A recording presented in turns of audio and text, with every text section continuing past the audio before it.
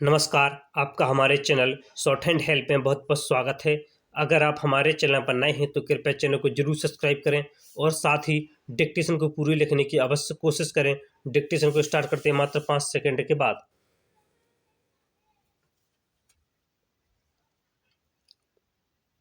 Start.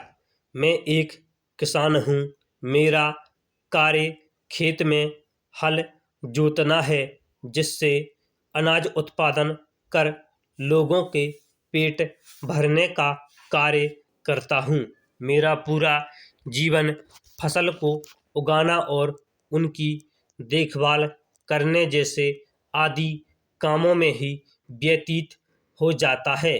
मेरा जन्म किसान परिवार में होता है और मेरी मृत्यु होने तक मैं किसान ही रहता हूँ। किसान बनाना कोई आसान कार्य नहीं है। मेरा पूरा जीवन बड़ी कठिनाइयों से गुजरता है।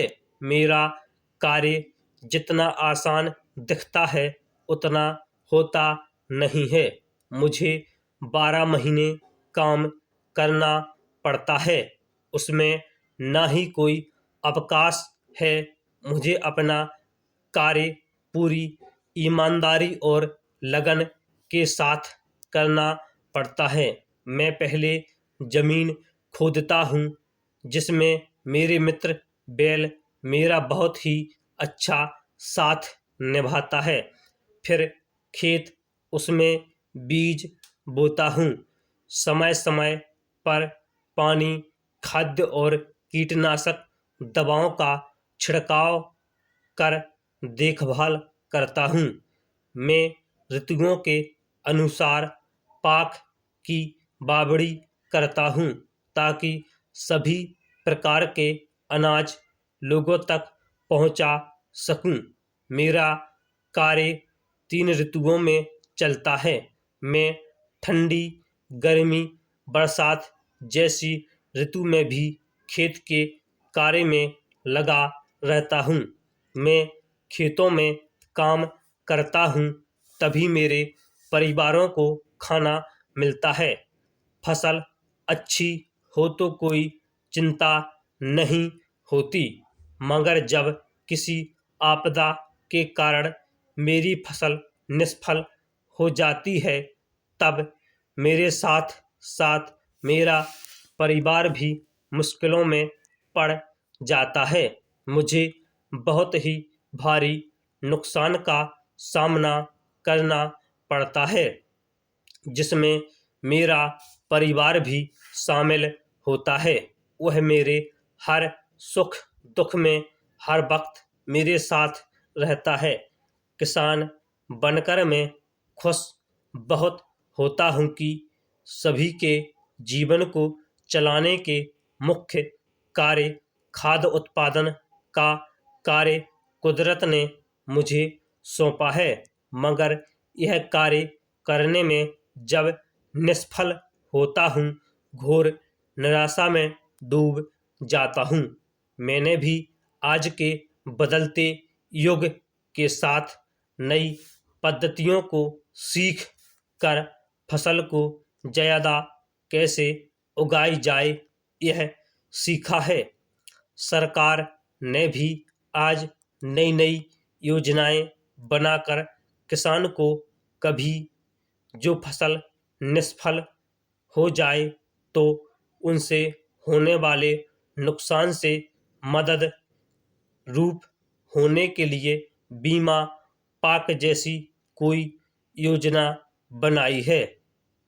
इसके साथ साथ किसानों को नए उपकरण भी मुहैया कराने के लिए सब्सिडी जैसी योजनाओं की भी व्यवस्था की है, जिससे आज के किसान को बहुत ही लाभ होता है। आज का किसान सफल और सक्षम हो गया है। सरकार भी किसानों के साथ कई सारी नई नई योजनाएं लाते हैं, जिससे किसान अपने कामकाज को और बेहतर बना सकते। वर्तमान परिस्थिति में ये पंक्तियाँ सत्य प्रतीत होती हैं। हमारा देश आज विकसित देशों की प्रतिस्पर्धा में शामिल तो हो गया है और ये गर्व की भी बात है, परंतु देश के किसानों की दशा आज भी शोचनीय है।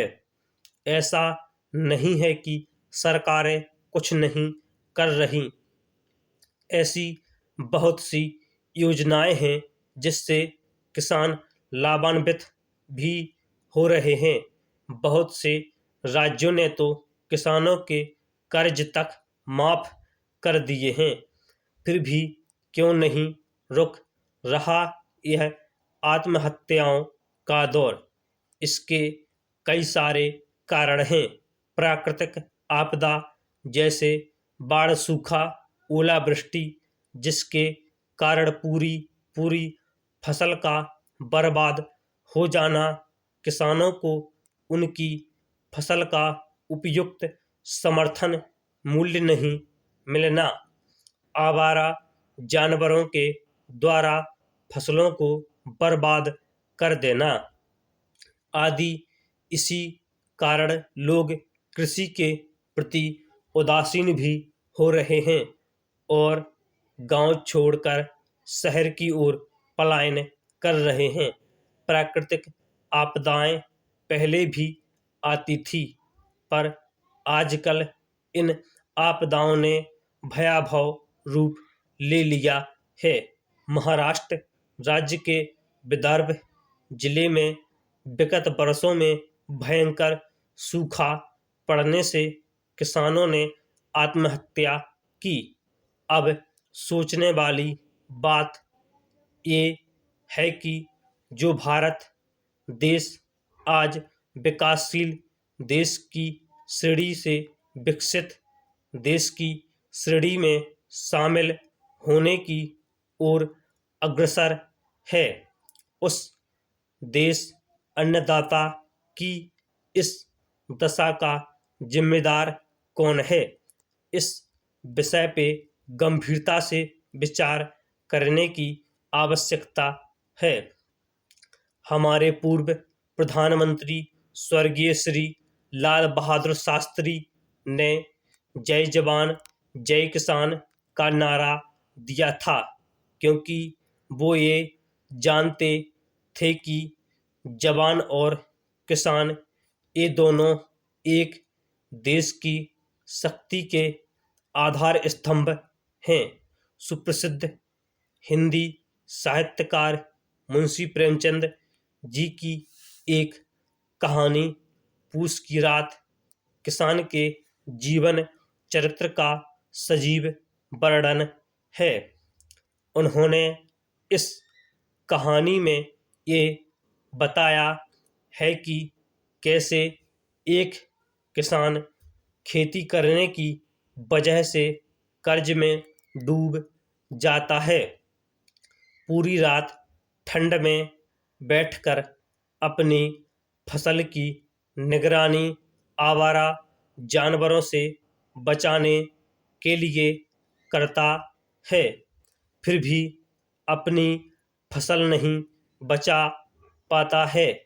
मैंने ईश्वर को तो नहीं देखा, पर पृथ्वी पे ईश्वर का प्रतिनिधि किसान है, ये मैं दृढ़तापूर्वक कह सकती हूँ।